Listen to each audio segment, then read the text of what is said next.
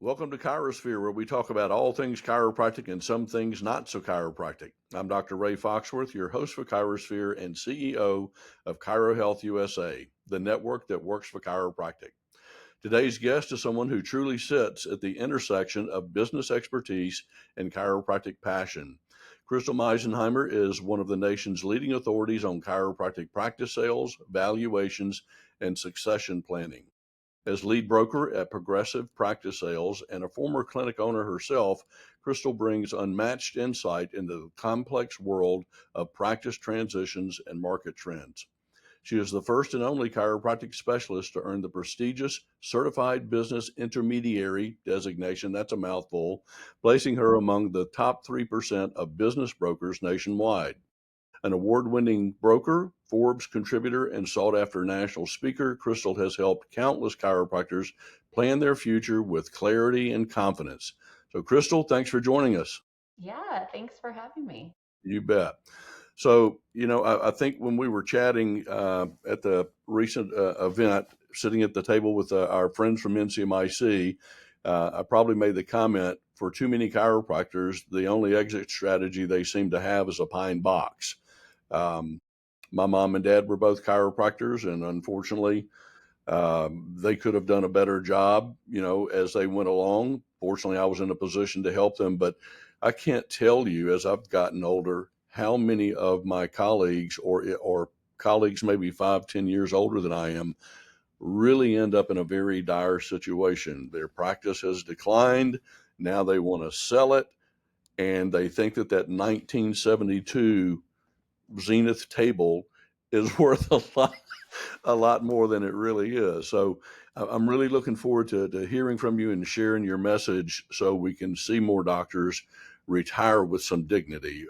It just breaks my heart to see some of the situations that they're in. Yeah, absolutely. It's one of the hardest parts of our work is when a doctor comes and they haven't prepared and they don't understand,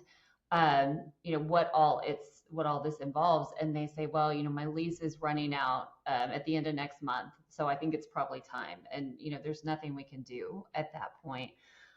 So I am out there just trying to spread the word so people can understand what it really looks like. 'Cause I really think knowledge is power. And the more chiropractors that understand what's really involved, that's only going to do great things for the profession, both the retiring doctors, but also the new doctors that are coming in and have a real financial need to step into a strong practice from the beginning. Yeah, no doubt.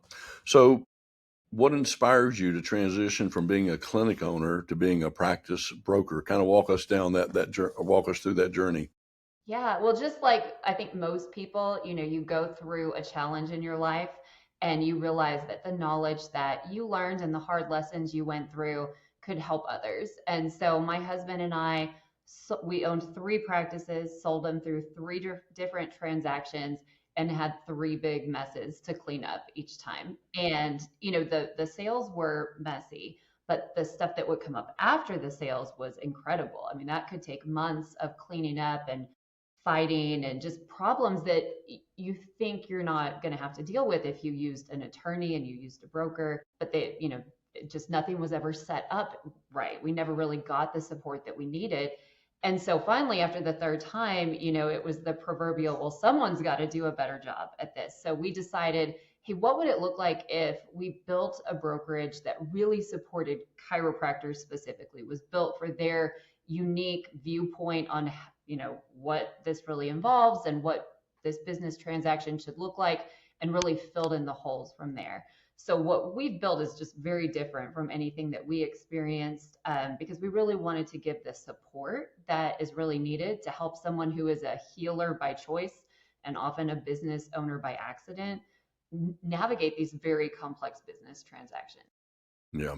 Even in the best of worlds, a sale can be complicated. I was fortunate. I had Dr. Cephalou and Dr. Berry that were associates of mine for years and years, and it was just a natural progression.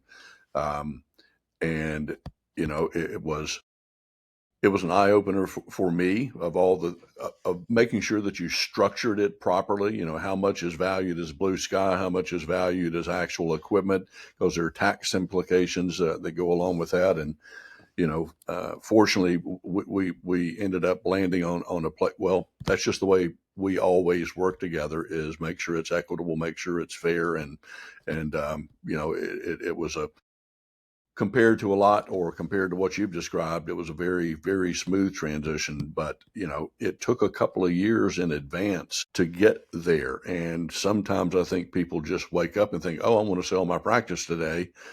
And, they don't have 2 or 3 years worth of financials. They don't have the P&Ls. They don't have they haven't had a business valuation done. And unfortunately, too many end up thinking, wow, my practice is worth this, when it's actually worth that. And, it's worth this to them, and unfortunately them only. And so I'm looking forward to hearing some of the things that need to be done well in advance, so you're not selling in a crisis. And I think too many people end up there.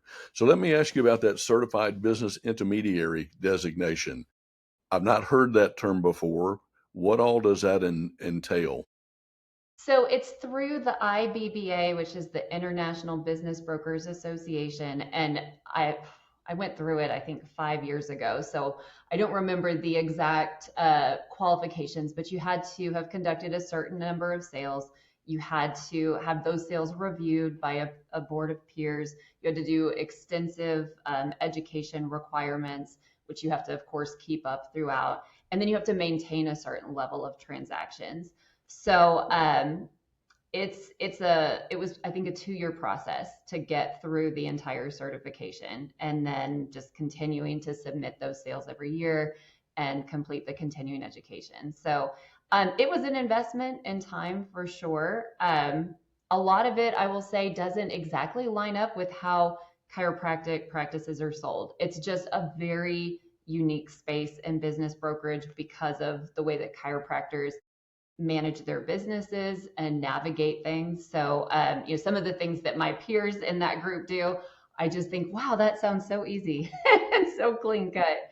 But it was a great process, because what we ended up doing with that is we ended up taking a lot of the ideas that come from the mergers and acquisitions world, which is much larger sales, but they're much more supported. And so we took a lot of that and brought that into our model.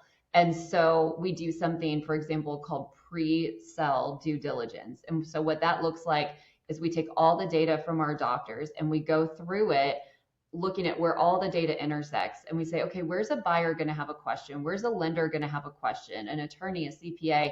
And we address all of those questions in advance. So we, add in the footnotes of why the numbers fluctuated here, or, the equipment was purchased here. And so that changed the services. And that's why this is different. It's a lot of work.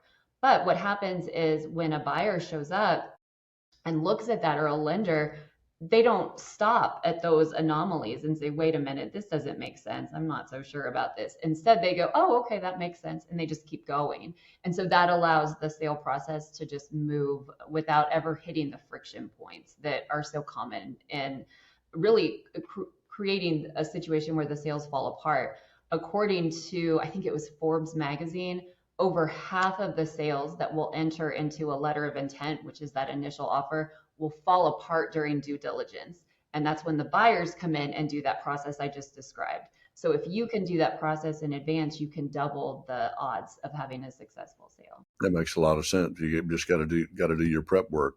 In the transition that we had, the SBA was involved, and when you get that type of involvement, or even from the bank, if the bank's involved in it, um, just the records and the detail, and let's face it, guilty here. There is not a chiropractic business owner that doesn't somewhat live out of the books of the practice. And, that was a few of the things that we had to clean up, because I would at times infuse money into the practice. And at times I would be able to pull money out of the practice. And, what's the old saying? Inquiring minds want to know. They were like, well, why did you have to? Well, I didn't have to. I chose to, because I was buying this piece of equipment. But when other people are looking at the books and looking at the transactions, that's why I say you probably ought to start this process. And I'll rely on you to tell them how far in advance, but probably a good couple of years. And the other thing that I see a lot of people running into is the timing of the sale. Ideally, in any other business world, you sell at the peak of your business, not when you've had a 5-year decline because you started to, start practicing half days a week, 3 days a week, and your numbers are down. And while the practice in your mind may be valued at one point, the reality is you really just shot yourself in the foot. But who wants to sell when things are going great, Crystal? It's true. It's true. And that is, I think, one of the biggest, public service messages that we could give to these doctors is don't drop your hours. Don't let your numbers go down before you sell. You can set up a situation where you can practice part-time after you sell your practice. You may, depending on the buyer's financing model, you may be able to work in your own practice. You might be able to get a work as a locum doctor, or maybe get a part-time position through another practice in your community. But if you are looking for part-time work, you should not keep your practice anymore, because your practice value is based on the profit. And as soon as the profit goes down and you've got a tax return that shows that, it could be 3 years of going back to your previous numbers before you've recaptured that value. And most doctors don't have that in them. So it is devastating to your value to either drop your hours, or another big problem that we see is doctors losing their associates. So maybe maybe the buyout didn't go through as planned, and then now the associates leaving because it didn't work out, and now they're going from a 2 or 3 doctor practice down to a 1 doctor practice. If they can't quickly rebound from that, then they have that same situation. Yes, kind of like trying to sell the chairs on the Titanic. Yeah. Not much of a market for that. So what are some of the trends that you're seeing now with chiropractic practice sales? Are they selling faster, slower, at higher valuations than in previous years? What is the landscape? Yeah, right now the market is really strong. And it has been really, COVID, when COVID first happened, there was definitely, a little bit of a freeze in activity as people were kind of trying to figure out what was going to happen. But that really only lasted, I would say, 3 or 4 months. And then the SBA came in and had a lot of stimulus and loan and lending packages. And that really kicked off a massive wave of activity that we have been seeing pretty steadily since then. So, despite some of the things that have been happening in the economy, we really haven't seen a slowdown in the sales. We've seen some changes in who the buyers are. So, for a while, we were seeing a lot of much bigger corporate buyers coming in and really structuring, looking to structure these big groups. As interest rates went up, they've definitely stepped back. They're the most over leveraged people and or entities, and they're also very highly leveraged in debt. But we see the individual doctors, still very much wanting to get a foothold and a future plan in place. So we've got a very full pipeline this year, and we don't see any real reason for that to slow down in the immediate future. As far as valuations, they have been trending up during that time as well, just with as much activity as we've seen. So right now, I would say it's a very strong time for someone who's thinking about selling to, consider maybe now's the time to make a move. What I think will be very interesting is what happens over the next, really a couple of decades, right? Because we're entering this massive wave of retirement overall, just in the country overall. But for chiropractors, it looks like it's going to be pretty significant. I was looking at I think the ACA put out a chiropractic practice analysis, or maybe it was the licensing. Yeah, national board. Yeah, that's right. That's right. And according to just age alone, we're probably looking at 58% of current chiropractors retiring over the next 2 decades. And at the end of that time, there will be another 22% in their 60s. So who knows, if they'll hold on the way that today's doctors do or not. So it's a massive reshaping of chiropractic. No And doubt. as that happens, we don't know what that'll do to, to valuations and trends as more doctors start to enter the sales space.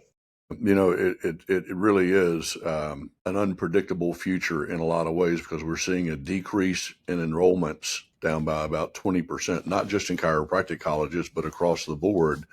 And there was a report out a couple of years ago from the Bureau of Labor Statistics that said chiropractic would be one of the fastest growing professions in the future because of the increase in demand for it. And with the baby boomers getting older and needing care. And I think they projected like an 11% need or a need for about 11% growth. Yet here we are with us baby boomers aging out, not as many people coming in the front end of the funnel. And I will tell you, if I could wave a magic wand over this profession, I would love to see it one day to where chiropractors don't look at their colleague down the street as competition. And when I look at like GI Associates, a large gastroenterology practice in Jackson, they must have 60 or 65 GI docs that are part of this huge multi-location practice. And you look at the attorneys, and there are huge law firms. Well, what's the benefit of that? Well, if there's two chiropractors in my town, we don't really need two x-rays. We don't really need two front. If we could get the competition mindset resolved and understand that there really is a lot of benefit of having a group practice, because you look at, like I said, at the GI docs or at the attorneys, they have a career path. They enter as a junior associate, they work there X number of years, and then the guys that are and gals that are aging out, they can sell their interest in the practice to the newer doctors. And so it really just kind of keeps self perpetuating. Whereas we get to the end of a career and it's, oh my God, what am I going to do now? Medicare is only going to pay me $3,000 a month, or if you're lucky. What do you see? Or we've talked about what's the time frame. What do you recommend? Let's say a doctor is in his 50s right now and would love to retire at 65, Yeah. or maybe a shorter window. When do you suggest that they start that planning, and what are the two or three critical things that you suggest they do right off the bat if they think retirement's within 5 years?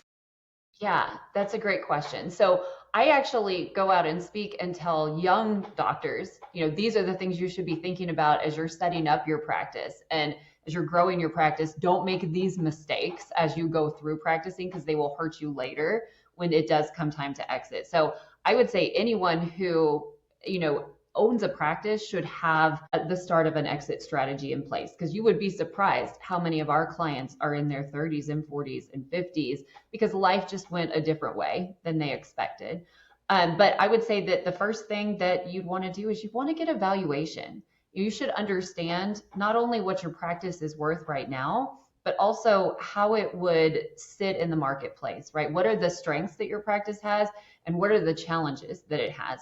Because some of those things you can very easily change, especially if you've got 5, 10, 15 years, you've got plenty of time to shift those things so that when the time does come, it's just an easier transition for you, for your staff, for your patients. So getting evaluation early and understanding, because knowledge is power, right? Then I would say that for someone who's thinking about selling 5 years in advance, those people should start the process of cleaning up their books. Um, Everyone, like you said, every business owner, part of the benefit is that you can put certain things through your finances and you can use it as part of your tax strategy.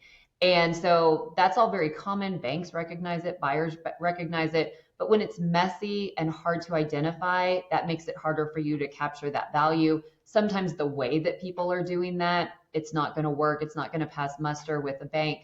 So getting that cleaned up so that you've got a good structure for making it clean and easy to understand, very important. I would also say if you're at least 5 years out or longer and you're starting to think of retirement as something that, would appeal to you, I would start making sure that your practice is showing as transferable. So chiropractors, one of the best things about being a chiropractor, if you were to ask many chiropractors, is the fact that they can just kind of take chiropractic and make it into what they want it to be. There's so many techniques and you can combine them and create your own way. And that's great when you're building a business and you want to specialize. But when it comes time to sell, how many chiropractors in your state are going to look at what you're doing and say, I could do that. I would feel very confident stepping into that practice. If it's not a lot because, you combine 18 niche techniques, then you probably want to start adding in some diversified. Maybe you don't want to do it. Maybe you want to bring another doctor in. You're going to need to change your marketing and your messaging, right? So instead of focusing on, hey, I do these things, it's, hey, these are the outcomes I get. This is what our practice does to, for patients versus the services or the provider. If it's all based on you and your pictures everywhere, you want to start easing out of that so that somebody else feels like they can come in and be successful. Yep.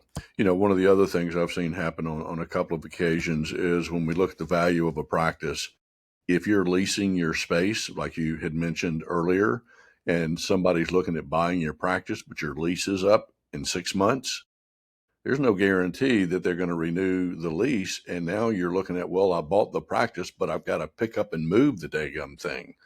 And so even looking at, when you talk about that timing, that's something you also need to keep in mind. I mean, it'd be great if you own your own building. I highly recommend that if you can, uh, because often, and I've seen this happen several times, that what they thought they could get for their practice isn't where it needed to be, but at least they've got the real estate, which absolutely tends to go up in value over time. So it's just kind of like hedging your bets. You may not think, oh, I don't want the responsibility of owning my property, but if you can get a decent property early on in your practice or along the way, that's a tremendous asset to have on top of the practice, because then you don't have to worry about a lease running out.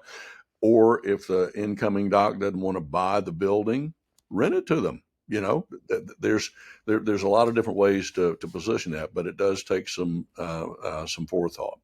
Well, hang tight while we take a quick break to hear from our sponsors. Welcome back to our podcast with Crystal Misenheimer. We're having a great conversation here, and some things to do, things not to do, and things to avoid. And it was great information, Crystal. I appreciate you taking the time to share this with us. So, what are the 3 top factors that most influence a chiropractic practice's value? Great question. So the foundation of the value is the profit of the practice. And that gives a lot of people, a little bit of a heart attack, because here they have been, using all this tax strategy, and then they find out that it's all based on the profit. So good news is banks and buyers understand that. And so they allow for something called add backs, which are adjustments to factor that tax strategy out. In a lot of cases, there's some things that you're never going to get back, but in a lot of cases, it does show back up. So that's the transferable profit. So that's the foundation. From there, a multiple is applied to that. And things that impact that multiple are things like your growth pattern. So is the practice growing? Is it declining? Is it stable? A practice that's going down in numbers, that's going to be an impact. Another challenge is the profit margin, right? So how much of the overhead how much of the revenue is being taken up by the overhead versus how much the new doctor is going to get to keep. The thing that a lot of doctors don't realize is that the practice will be marketed on something called SDE, which is seller's discretionary earnings, and it's the transferable profit. So it's the net income plus those add backs. But that SDE, it doesn't take into account the bank loan payments, and it doesn't take into account taxes or anything like that. So, and that's because those things vary for everyone. So you can't factor that into this number that you're putting out for the general public. But buyers and lenders will certainly be looking at that. So when you're thinking about, okay, I've got this great gross collections, but I've got a big space, and I've got really high end things in that, and I've put it in a high expense area because that's where the affluent clientele is. So the profit is less. Doesn't mean that it's not a good practice, but once the taxes and the bank payment come out, what's going to be left for the new owner? That's something that a lot of doctors who have built these really huge, nice practices don't necessarily realize as they're going through their growth phase. So I would say keeping a real close eye on your profit margin as far as what someone else would be able to achieve. Because if you own your real estate, but you don't pay yourself any kind of rent, keep on top of what the market rent would be for your property, because you're not going to want to give anyone a discount on that. That's going to devalue your real estate for the future. And you may find that, while you make a great living off of this because you don't have to pay that, someone else may not be able to make a living in your area because the rent would be so high. And then another thing that I would say is super important would be transferability, right? So again, the more doctors that look at that practice and say, hey, I could go in there and I could thrive, that really does boost your salability, which ultimately boosts your value, because selling a practice is a numbers game. And the more people that are interested, the more control you have in that process, and certainly in the negotiations when it comes time to be looking at offers and figuring out how to respond. I'll ask the same question in reverse. What are the top two or three common mistakes that end up really decreasing the valuation? Like, Yeah. oh my God, if you hadn't done this. So Yeah. what are the big ones? Well, one of them is definitely going part time. That's a huge one that we see so much in chiropractic. So that would be a big one. Another big one though is is problems with growth. So doctors will assume that their practice value is based on the gross collections, or they'll hear from us that it's based on the profit, and they'll say, "Oh, no problem. I'll just grow the practice then," right? And anyone who owns a business knows it's much easier to grow the gross collections than it is to grow the profit. I mean, you can go in and work 100 hours a week and that clinic's going to grow, right? But is the profit going to grow? Are you going to have to hire new people, in order to sustain this, do more marketing, all of that? And then what happens after a year when your body just can't take it anymore? And I got to go on vacation. I'm going down to part-time hours because I can't do it anymore. Well, now you're in decline. So the benefit from the bump is gone, and you're actually now in a declining pattern, which is going to be more problematic, than if you had just kept stability from the beginning. So I would say growth is a really big problem when it's not managed well. And then another problem I think that really is huge for chiropractors is the mismanagement of the associate buyout. And it starts with good intentions. And I think everybody goes into that conversation of, hey, I'd like to sell my practice in the future. Hey, I'd like to buy it. I'm going to come work for you and we'll talk about it later.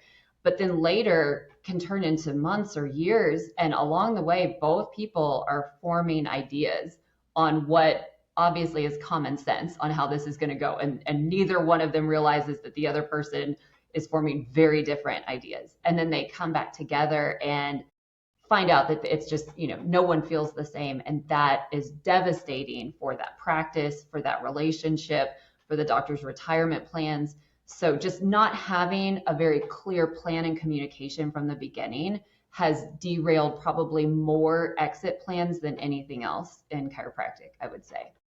Yeah, I think, and I've seen this happen as I'm sure you have. A new doctor goes into the practice, and the owner doc promises the sky, or I'm going to retire in probably 5 years. Well, 5 years rolls around, that doctor's life has changed for whatever reason, and he can't retire then.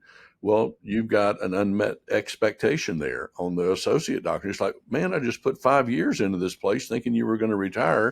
And so, I've heard good friends of mine say, don't ever dangle that carrot. That's not a conversation that you have with a new hire associate doctor.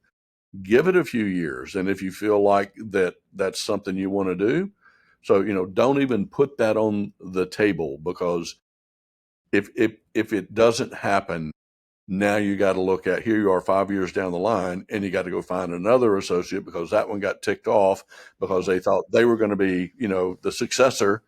And so, just don't put yourself, into that situation. Just have that conversation later, and don't commit to things that you really don't have any control over, which is our time and what happens in that time frame. So, from your experience, well, I want to go back to something that we talked about earlier. which is know your valuation, know your profit margin.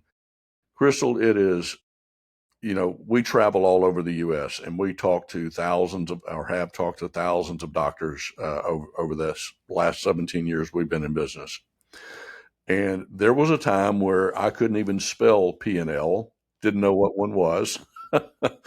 And what amazes me is how many people are running a practice, which is really a business, and they have no idea what their cost of doing business is. Meaning, if it costs you, if you take your gross and your net, and then you divide that by the number of visits you have a year, that'll give you a ballpark of, hey, it costs me $27.22 to deliver an adjustment. But they'll go out and sign a contract to where they accept $20 for a visit. Well, you're in the hole every time you do that. And, it's like buying oranges for a dime and selling them for a nickel and wonder why you're not making any money. Well, if you don't know your numbers, you don't know which contracts to sign. You don't, and you can't make that up in volume when you're upside down. And so, if doctors would make a point to learn how to generate their P&L, look at it every single month, because otherwise you're literally just making decisions. You might as well be throwing a dart in making your business decisions because you have no idea what your overhead is, what your expenses are. And, if you can measure it, you can begin to control it. If Absolutely. you aren't even looking to measure it, you you're basically flying by the seat of your pants. And if you do that throughout your career and you get toward the end and you want to sell, good luck with that. So let's talk about this too. There's the financial portion of selling a practice, but let's face it, if I've practiced for 40 years, a lot of my identity is wrapped up in who I think I am and how I define myself as, well, I'm a chiropractor. The day you're not, what advice do you give doctors to begin to think about making that transition? It's huge. It's huge. And I tell them that they need to put together a list of things that they can start developing that are going to be exciting to them afterwards. So, what's their reason for selling? Because their reason for selling is not the return on the practice, right? For most doctors, that's not going to be a life-changing amount of money because it's not, you know, a computer company or something like that. A technology company can grow infinitely big. A chiropractic practice has kind of a defined place in the world. So there's got to be something they're looking forward to. So either they're having, some kind of health situation where they need to get out of that so that they can take care of their health, or they've got something positive to look forward to. So seeing their grandkids, traveling, not dealing with the stresses of being a business owner, right? So they can't do too much during the sale because we'll lose them, right? We'll say, no, you got to come back and work. Your numbers are going down. But as soon as we get further along in the process, it's okay. Well, what are you going to do that you're going to look forward to? You got to wait till the transition's over. You got to spend a few weeks with the new owner.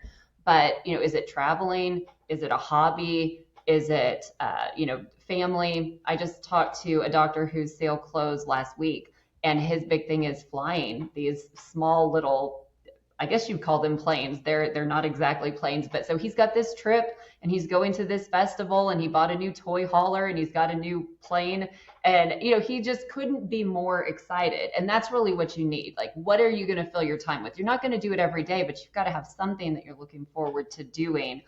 Um, and what I understand, because I survey our clients afterwards. Sometimes I'll do an article and I'll ask them for quotes or something. And I've not had a single client who hasn't come back after a year and said, it is so nice not to have to deal with the rigors of being a business owner anymore, because it is, it's a lot. But that first year can definitely be a tense year as you just shift from spending all day, every day being the director of the clinic to what's going to fill your time now. So it is a transition, but I think it's a good one for the vast majority of doctors we've worked with. Yeah. So I think the takeaway is have a life, before you Yeah, decide to sell your practice, and then enjoy that life after you sell it. absolutely. It really is. And I'll just share this with the docs. There was a point in time in my life where I'd started the VA program at the VA Medical Center. I was on the state board of health for 12 years. I had I had two practice locations, and I mean, if I was so busy that if you needed something done, give it to me because I'm in the habit of being busy. And then all at about the same time, I rotated off the state board of health. I resigned from the VA because we brought a full-time doc in, and I closed one of the practices. And this is after I brought on an associate, and I decided, and I'm spinning up Chiro Health. So I decided I want to step away from the practice for a month so I could really focus on building the network.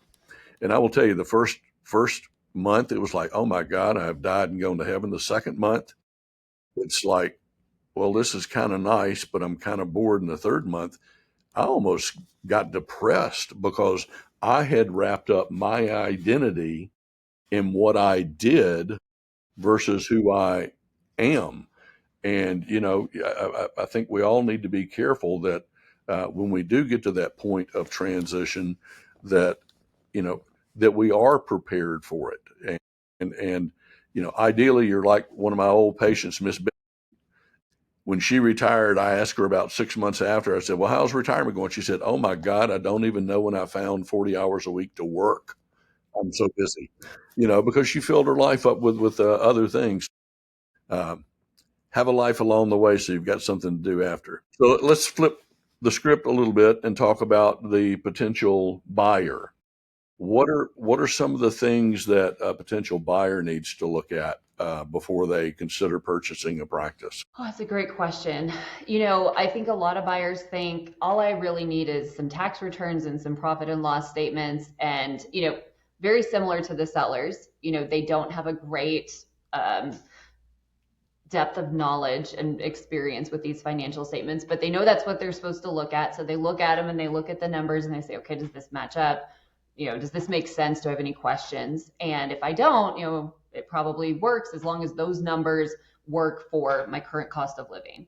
And I would say that that's not a very good way to go about buying a business. So, just similar to the process that we would go through with a seller, I would recommend that a buyer does the same thing. You've got to collect a complete data package on the practice. So you need to get practice stats, and you need to get an equipment list, and you need to get details on the operations and the history and the employees. And you need to sit down and you need to kind of compare all of that and see where things don't match up. Because the truth is that small business owners, they do all the work, they keep all the books, and they're the ones who benefit from the sale. So you just need to make sure that in their optimism about how great the practice is and what a great opportunity, that they didn't miss anything that's material for your information. So that's called due diligence. It's a deeper process than I think most buyers realize. And most of them could probably really use some help.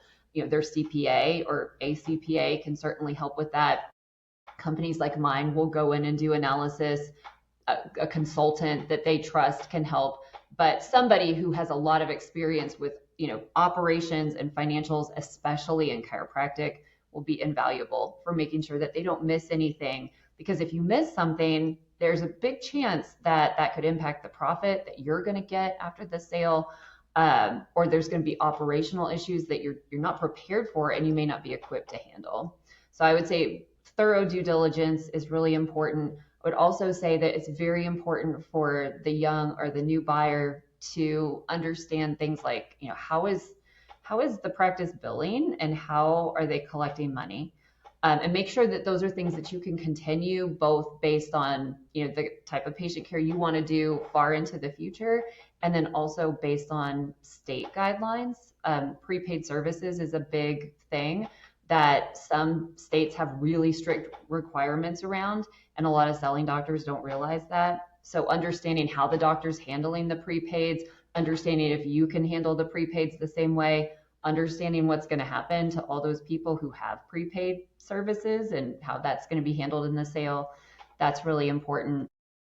And then for a third thing, I would say just make sure that you're really looking at the numbers for what they are. Because again, practices are marketed based on the transferable profit.